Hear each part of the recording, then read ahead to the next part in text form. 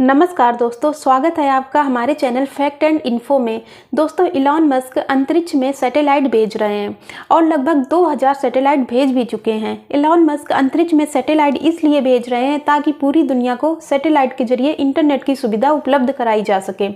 इसी के चलते उन्होंने पिछले हफ्ते 49 सैटेलाइट यानी 49 सैटेलाइट फिर से अंतरिक्ष में पृथ्वी के लो ऑर्बिट में भेजे थे। लेकिन सोलर स्टॉर्म के आने से 49 सैटेलाइट में से 40 सैटेलाइट जलकर खाक हो गए हैं और ये 49 सैटेलाइट टोंगा नामक जगह पर इंटरनेट उपलब्ध कराने के लिए भेजे जा रहे थे।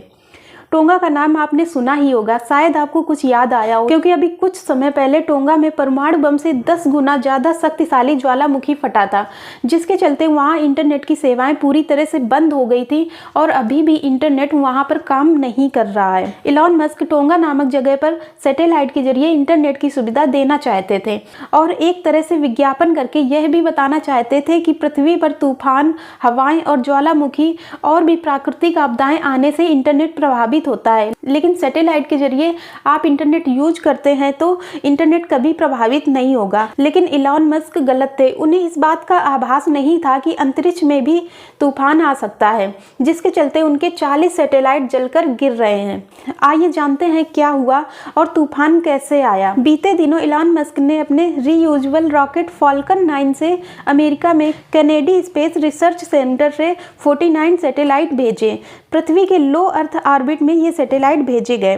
दोस्तों, पृथ्वी के चारों ओर 200 किलोमीटर से 2000 किलोमीटर तक लो अर्थ ऑर्बिट होता है और उसके ऊपर 2000 किलोमीटर से 20000 किलोमीटर तक मिडिल अर्थ ऑर्बिट होता है और उसके ऊपर 20000 किलोमीटर से 36000 किलोमीटर तक हाई अर्थ ऑर्बिट होता है। जब फॉल्कन 9 रॉकेट 49 सैटेलाइट को अंतरिक्ष में छोड़कर चला आया तो 49 में से 40 सैटेलाइट जल गए और पृथ्वी की तरफ गिरने लगे।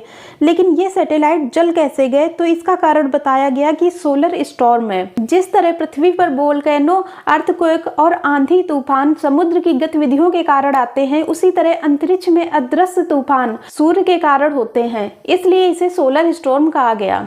दोस्तों, सूर्य के सरफेस से लपटें उठती रहती हैं क्योंकि सूर्य एक जलता हुआ आग का गोला है। कभी कभी ये लपटें ज्यादा उठने लगती हैं और सूर्य के चारों ओर चक्कर लगाने वाले ग्रहों तक पहुंच जाती हैं।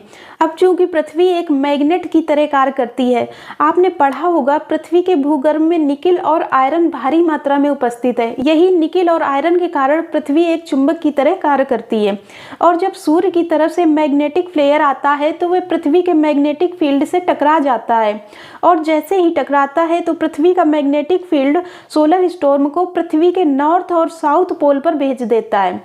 चूंकि पृथ्वी एक मैग्नेट की तरह कार्य करती है तो पृथ्वी से विद्युत चुम्बकीय तरंगें भी निकलती हैं। दोस्तों, पृथ्वी के मैग्नेटिक फील्ड की चपेट में वो 40 सैटेलाइट आ गए, जिसके चलते वे पृथ्वी की कक्षा में चक्कर लगाने की जगह पृथ्वी की तरफ गिरने लगे। फॉल्कन 9 रॉकेट जैसे ही सैटेलाइट को छोड़कर आया तो सोलर स्टॉर्म आ गया और सैटेलाइट पृथ्वी के मैग्नेटिक फील्ड की चपेट में आ गए, जिसके चलते ये जलकर गिरने लगे। दोस्तों, स्पेस एक्स कंपनी ने कहा है कि प्रत्येक सैटेलाइट 260 किलोग्राम का था। आपको बता दें कि सैटेलाइट पृथ्वी पर कहीं नहीं गिरेंगे, क्योंकि सैटेलाइट जैसे ही पृथ्वी के वातावरण में प्रवेश करेंगे तो वातावरण में घर्षण के कारण उनमें आग लग जाती है और वे जलकर राख हो जाते हैं।